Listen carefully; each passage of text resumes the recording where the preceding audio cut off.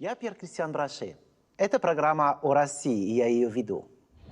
Сегодня перенесемся в Ставропольский край, место традиционного проживания нагайцев. У нас в гостях Арслан Усенбаев. Он этнолог, кандидат исторических наук. Арслан, добрый день. Здравствуйте. Вы специально приехали как раз из Ставропольского края для того, чтобы нам рассказать, как живут нагайцы. Вы сам нагайец, я так понимаю? Я по национальности нагайец, конечно. И вы говорите на нагайском языке? Мен келдім Москваға, сіздің передача сауалың шақырғанға. Переведите, да. Я приехал в Москву. Спасибо за приглашение, скажем, что так приняли. Ну вот, вам спасибо, что... Все сюжеты, которые мы сегодня увидим, сняла наша съемочная группа, которая как раз достаточно много времени проводила в Ставропольском крае.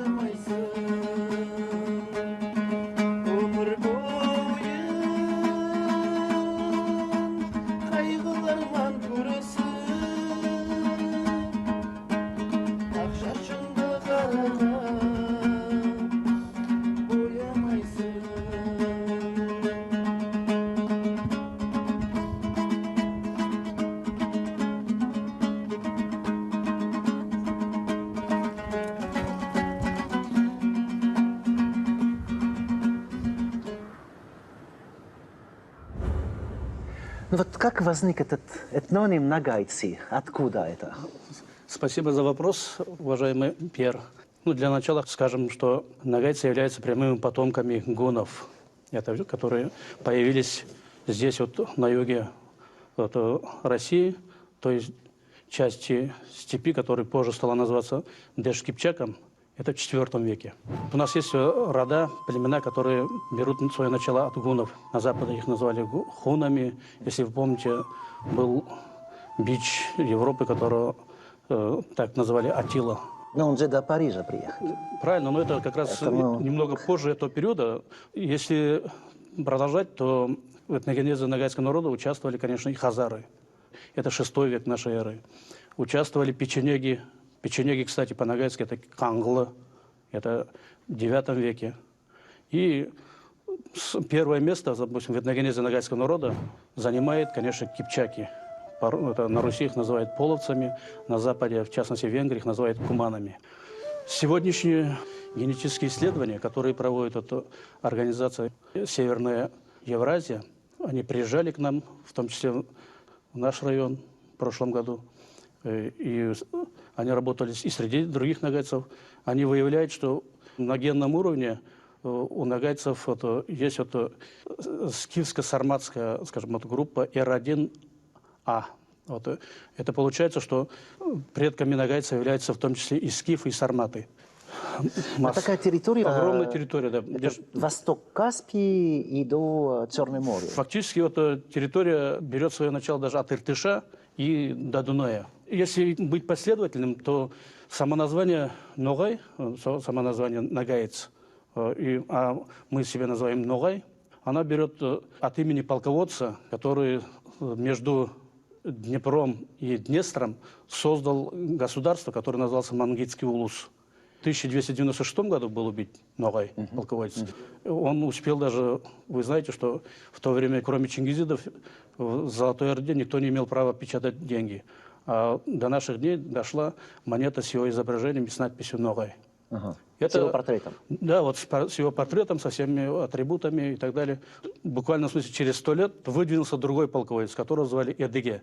Его по-разному называют, Эдиге, там, Едик, там, по-разному, но мы его называем Эдиге. И в 1391 году было создано государство, отдельное, будем говорить, государство нашим далеким предкам Эдиге. И... Эдиге это ваш... Да, это наш прямой предок. Вот. Это Понятно. в 1992 году мы праздновали в ауле Тереклимектеп, это Ногайского района Республики Дагестан, мы праздновали 600-летие Ногайского государства, и вот одновременно мы праздновали 600-летие эпоса Эдиге. Это о нем... Очень... Да, о нем есть эпос. Я так понимаю, что нагайцы не только живут в Ставропольском крае, да, они живут и даже на совсем севере России, вплоть до Ямало-Ненецкого округа. И у всех Эдиге есть главный создатель. Да? И есть ощущение, что все-таки очень сильно вот эта культура и вот эти обряды, которые до сих пор существуют. Я вам предлагаю сразу смотреть на один обряд, который достаточно важный. Hoş geldin Atayım, hoş geldin. Aman aman turasın. Aman. Senin sağlık bak vardı. Aman desene. Şükür Allah'a, hoş geldin. Ну вот, приличный праздник. Он начинается с того, что приглашается в дом мулла. Хозяйка дома встречает его, объясняет, что сегодня у нас бесктой, то есть приличный праздник. Будем давать имя ребенку. Мулла спрашивает, какое же имя мы будем давать ребеночку. Yine o maşallah der sıfayat. Vergen, matası. Oh maşallah. И вот он читает из Корана кусок молитвы и кричит то в одно ухо, то в другое. Velem yurid velem yekul lahu kufuven ahad. Allahu ekber Allahu ekber Allahu ekber. Subhan rabbikal alemin. Euzu billahi mineşşeytanirracim. Senin adın Dilya. Çuf. Senin adın Dilya. Çuf. Senin adın Dilya. Çuf. Al hayırlar olsun. Ну вот, назвали вашего ребенка, нарекли именем. Поздравляем вас, бабушка. Son mu? Son. On mu? On. Вправо все кричат «да», подтверждают. Влево все кричат «да», влево. А почему такое выкрикивали? Чтобы как бы ребенок дальше, идя по жизни, не терял свою дорогу. Atıyor şavayım da şavayım. Это действие делалось для того, чтобы ребенок рос крепким. У нас же лошадь у степных народов символ. Чтобы он крепко как бы держался в седле по жизни. Hadi yok mu? Allah razı olsun. Kızımız yok. Ну что ж, говорит бабушка, вот мы и нарекли имени нашу внучечку. Давайте мы ей споем колыбельную песенку. Al kıymaslar. Haydi haydi yeter bu, öse yeter bu. Öse yetken son, altın telen aşar bu. Altın telen aşkan son. Если речь вести непосредственно о самой религии, то нагайцы, они исповедуют ислам суннитского толка. Ага.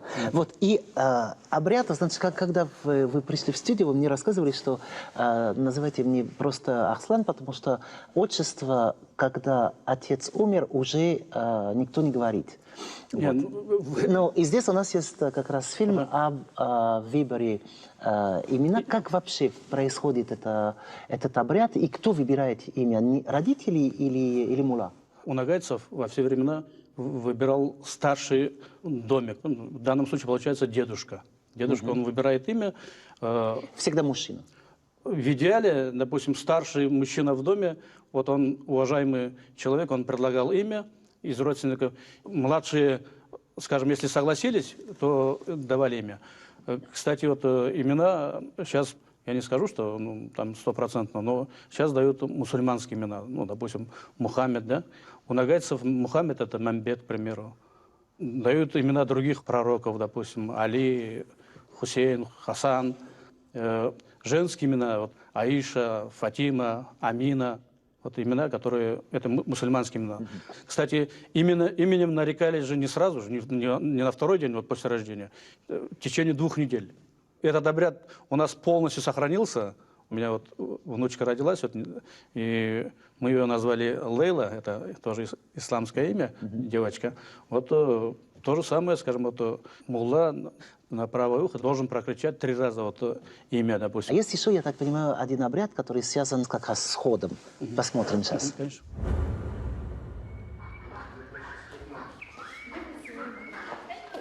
Вот и наша Мадиночка выросла, но еще не ходит твердо. Чтобы она твердо и быстро пошла, обычно проводят такой обряд. Обрезание путы называется, типа как бы у нее путы на ногах. Чтобы для этого мы выбираем женщину, шуструю такую, которая быстро бегает. Она в основном проводит этот обряд. Между ног завязываем бантиком шнурки, и обрезаем ножницы, а потом между ног пропускаем пышку.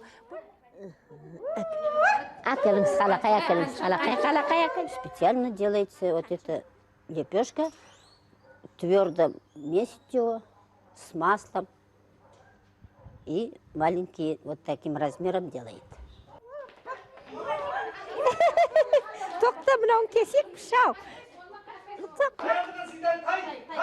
И им надо обрезать вот эти, их надо привязать ноги и обрезать. И халакай пускать, наш халакай. Это халакай очень твердо надо делать, твердый халакай, чтобы она или он твердо ходил, не падал нигде.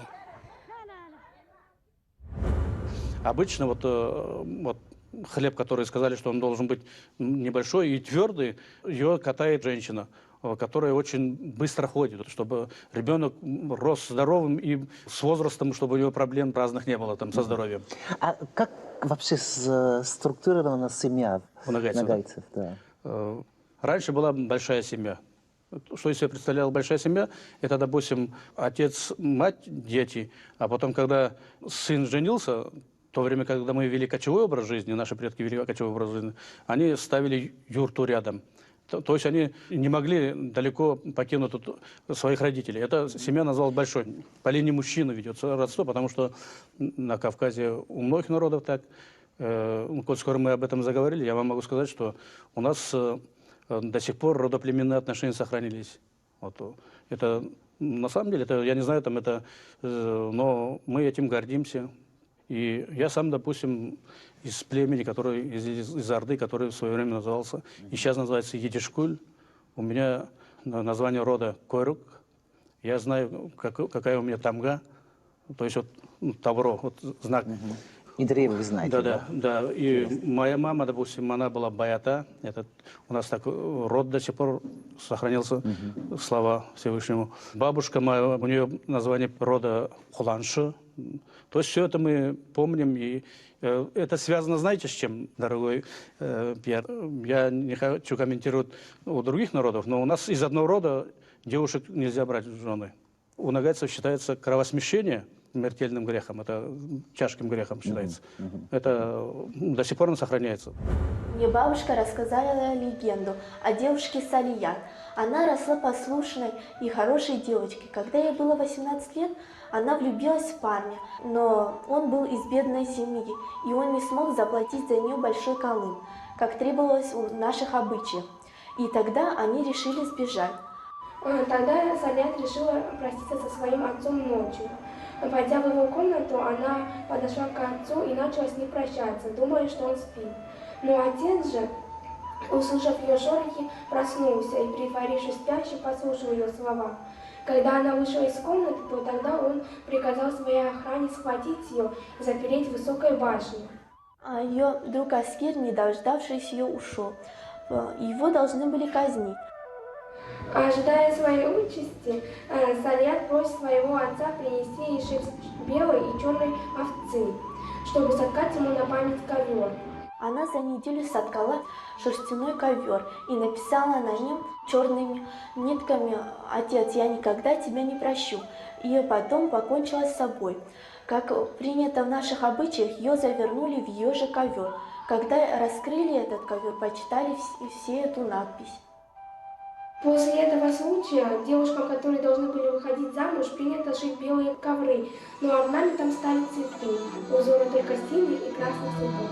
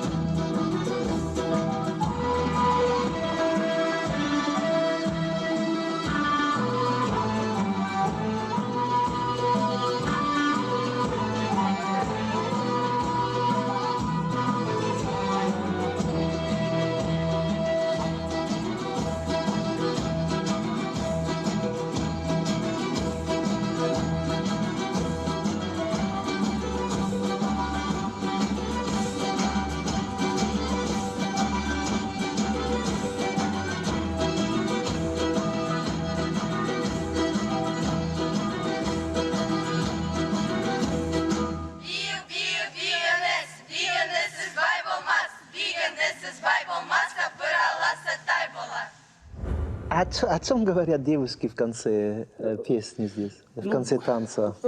Различные пожелания, связанные с природой. А костюм это местный костюм? Да, это традиционный? Да, традиционный костюм. Кстати, я когда собирался на вашу передачу, кстати, она пользуется большой популярностью у нас, и я постарался, чтобы уровень нашей передачи был достаточно высоким.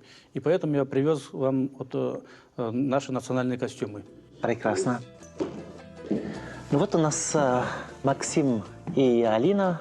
Добрый день. Расскажите тогда, что это за костюмы? Кстати, сразу хочу сказать, что у нагайцев очень бережное отношение к девушкам незамужнего возраста. Это костюм для девушки, скажем, которая не замужем. Так. В данном случае, что мы здесь имеем? На Алину надето, это называется каптал, то, что здесь украшено. Она украшена монетками, инструктирована орнаментом нагайским, к вашему сведению. Этот орнамент называется кошкар-мүйіз, называется. Это как традиционный орнамент. Именно традиционный. На голове у Алины это тастар, это платок. Обычно он, скажем, у девочек он был красного цвета. После замужества уже он становился, скажем, другого цвета. В принципе, сейчас она, конечно, роли не играет большой. На поясе тостиме снизу одевается еще шаровар. Это, кстати, название, не русское название шаровар, это шалвар, от этого слова происходит название одежды. Это в целом одежда девушки. Это отличается от других регионов? Это да? На Максиме одета сверху это чекмен, на Кавказе ее называют черкеска, да? А снизу бешмет, это рубашка, на ногах сапоги, на голове это каракалевая шапка, по-нагайски эльтерберг.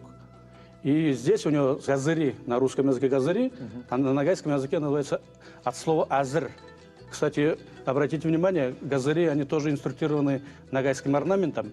И это готовы к применению заряды. И слово азыр или газыр, который сейчас на Кавказе говорят, да, буквально с нагайского это означает готовый к применению. Готовый к применению. На поясе у нашего, скажем, юноши это пояс, который называется по-нагайски бельбовый. Она, кстати, обратите внимание, у нее насечки. Если вы обратили внимание, насечки. К вашему сведению, сегодня ученые в большинстве своем считают, что то, что горцы одевают, верхняя одежда, да, то, что мы называем, они называют черкесской, но, скорее всего, произошло от кипчакского, половецкого чекмен. На голове эльтерберг, это, я как сказал, это каракулевая шапка. В Чечне до недавнего времени люди старшего возраста, чеченцы, они называли эту каракулевую шапку нагайской шапкой. Ну все, спасибо большое, что вы нам пришли. А на столе у нас тоже что-то вы привезли? Это что? Я с собой привез камчу, в народе ее называют по-другому бичом, и еще ее другое название, вот у казаков она называется нагайкой. Называется. Вот, нагайка прямо? Да, прямо называется нагайкой. По поводу этой камчи я хотел привести легенду, на самом деле воспоминания нашего средневекового поэта Досмамбета Азаула, который написал вот стихи по поводу камчи. Смысл ее заключается в том, что камча являлась символом достоинства. Вот Мурзы, там, он был, его имя Досмамбет Азаула, он был владельцем... Можно посмотреть, да, заодно? Он был владельцем города Азов. Вот, во время одного из боя, он, когда выходил из окружения, он понял, что потерял камчу. А это соразмерно было тому, чтобы потерять честь и так далее и тому подобное. И он вернулся за камчой своей, скажем, за нагайкой, да? И во время этого боя Досмамбет Азаула погиб. Значит, все знают историю. Давайте посмотрим как раз, как учиться у нагайцев.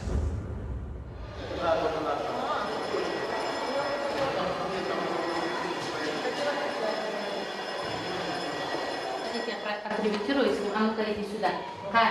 Бер қолыма етші тез. Тау.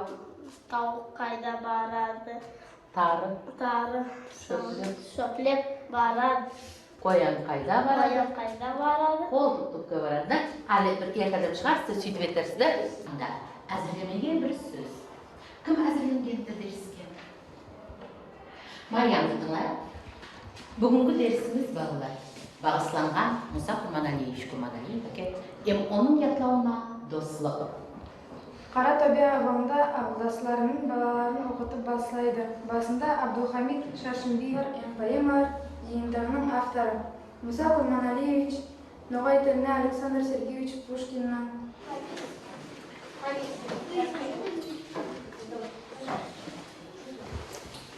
Яғни, бұл сізде сөзлік іс балыр. Родина.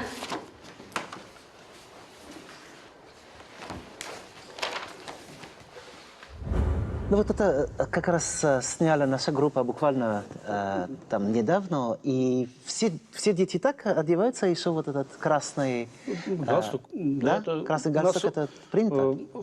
Я не знаю, там, ну, по-моему, в Ставропольском крае, в Нефтекумском районе пионеры, ну, разными по-разному, там, но у нас в красных галстуках до сих пор. Значит, здесь они что учатся? Это урок нагайского языка.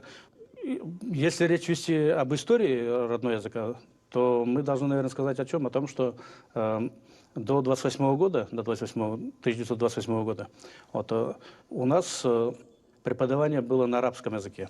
В 1928 году наши, вот, будем говорить, просветители, Абдулхамид Шершимбеевич Джанибеков, он сам уроженец Астраханской области, он у нас один из самых известных на сегодняшний день людей, которые фактически первые годы советской власти привили нам, нагайцам, знания, они дали учебники, скажем, на родном языке. Это в 20-х годах. Значит, в 19 веке вы на каком языке говорили? На арабском, на говорили на нагайском языке, писали тоже на нагайском, но арабским шрифтом писали. Да? Сразу хочу сказать, что, вот, к примеру, у нас раньше Чекулакское и Тишкульское, Джамбулуковское приставство было до революции. И вот в 1869 году в Ставке, это, то есть вот в том месте, где у нас в Нефтекумском нынешнем районе, да, в Ставке от Чекулак, это аул такой до сих пор сохранился, здесь была открыта школа-интернат и училище одновременно, где, допустим, вот, на русском языке обучали вот, наших вот, детей нагайской национальности. А непосредственно, допустим, вот, образование, скажем, вот, получали в аулах, получали в так называемых мектебах. Мектеб – это школа, там, где, допустим, вот, наши священнослужители, тогда мы их назвали муллы, да, они обучали детей арабскому языку и так далее. Арслан, через 100 лет что будет с культурой нагайцев? Ну, она сохранится и, более того, приумножится, потому что примеров этому огромное множество, потому что у нас не утрачены корни, У нас, скажем, вот, огромное количество молодых людей, которые интересуются эпическими произведениями. Спасибо большое, спасибо большое. Сегодня мы побывали там, где живут нагайцы. И Арслан очень много нам рассказывал об обрядах, о культуре этого народа. Я еще много вам буду рассказывать о разных народах России. Au revoir, скоро увидимся.